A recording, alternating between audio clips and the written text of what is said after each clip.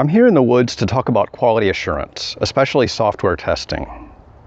Like any other endeavor, most QA efforts have room for improvement.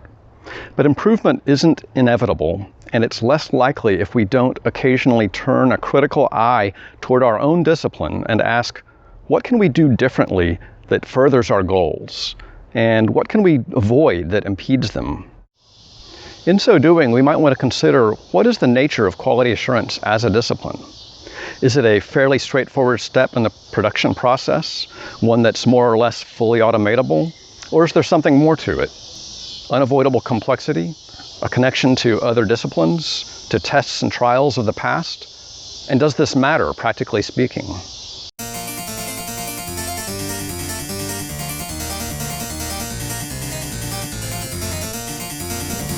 My name's Kevin Parker. In the late 90s, after earning my master's degree in biology and working as a chemistry lab tech, I changed gears and started my first QA job. A decade and a few jobs later, I found myself taking notes during lunch breaks. Notes about pitfalls I'd encountered, not just at that job, but previous ones too. I kept adding to those notes over the years, gradually widening their scope, but it was another decade before I realized what I wanted to do with them. And here I am. The name of this channel is The Thoughtful Tester. In it, I'll be talking about some of the problems that can creep into software testing efforts, and I'll do my best to suggest practical ways to prevent and address those problems.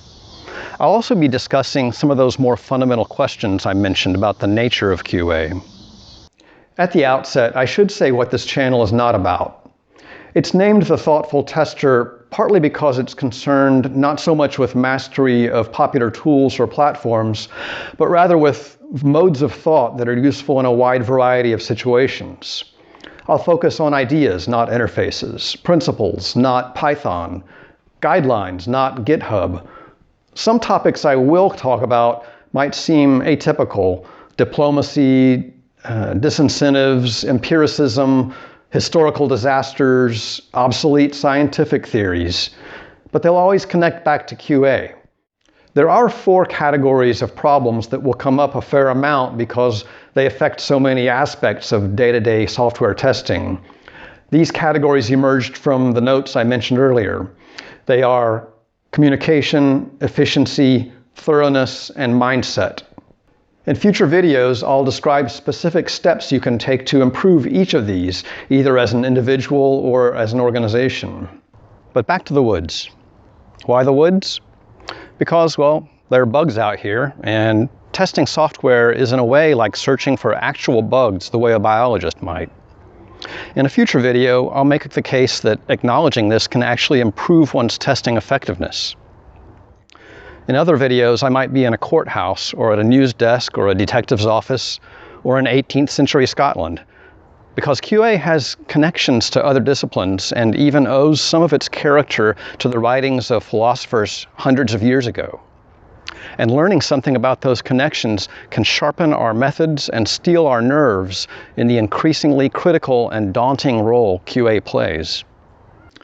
One strategy for this channel, then, will be to explore how QA is linked to humanity's 1,000-year-old project to advance understanding and benefit society, to improve quality of life. We might even touch on ways the world outside of tech can benefit from QA-style thinking. Still, the channel's primary goal will be to help viewers concretely improve software by debugging QA itself, as well as QA's relationship with development and management. And this pragmatic goal springs from the increasingly potent role software is playing in our lives, and the reality that failures happen, whether in transportation, power grids, economies, militaries, business, governments, or elsewhere. It's vital that quality keep improving.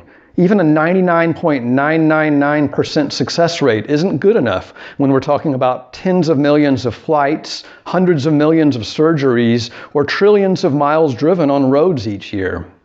You might ask then, why not focus directly on improving software engineering itself instead of QA?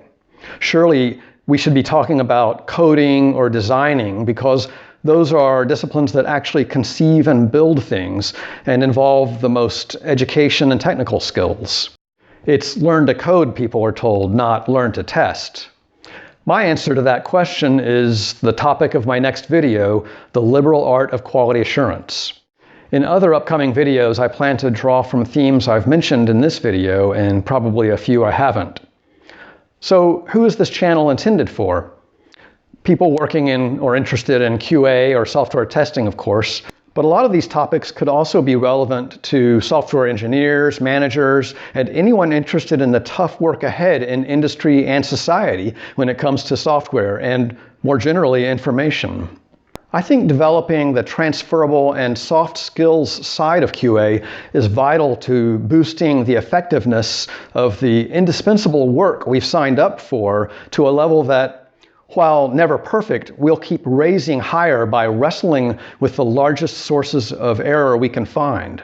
I'll close by saying I think this is going to be a fun channel to work on. I've enjoyed doing my homework for it most of the time, and I hope you'll enjoy watching and get something useful out of it. Check out some of my other videos by clicking or tapping on the name of this channel, and feel free to say hello and share your thoughts in the comments.